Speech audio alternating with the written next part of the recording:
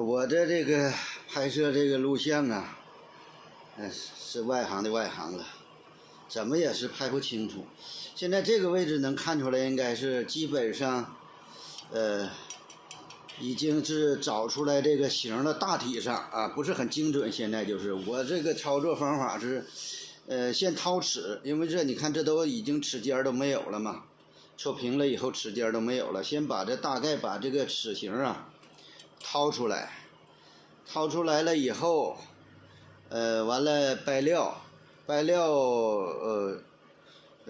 调理好了以后，宽度啊，完了再精细的戳这个齿，再往锋利上戳。我这根锯条是原来那个老挂钟啊，所谓叫弦，就是发条，很薄，你看这个很薄，这是作为顺锯用的，这是。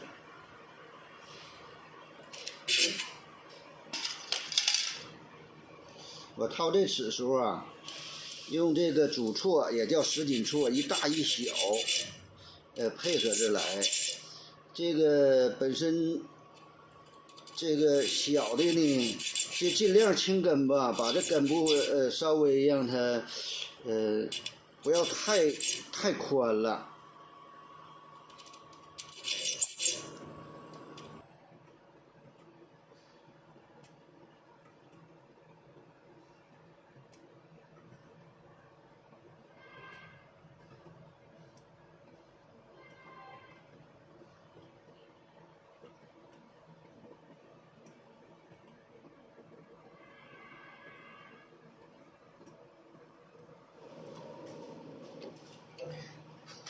这是掰完料了，我再修就这个齿尖儿，让它锋利一点儿。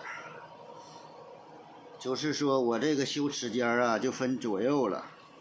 现在往这个右面，往那个镜头方向的，就在右面，我这么戳，戳一下这个齿尖儿。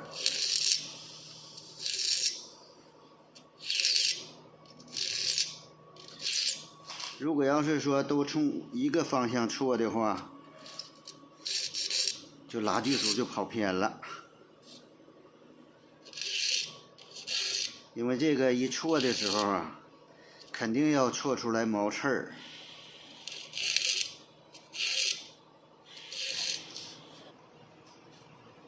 这我是调过来开始戳另一边了，刚才是齿尖冲这边，现在是齿尖冲这个方向。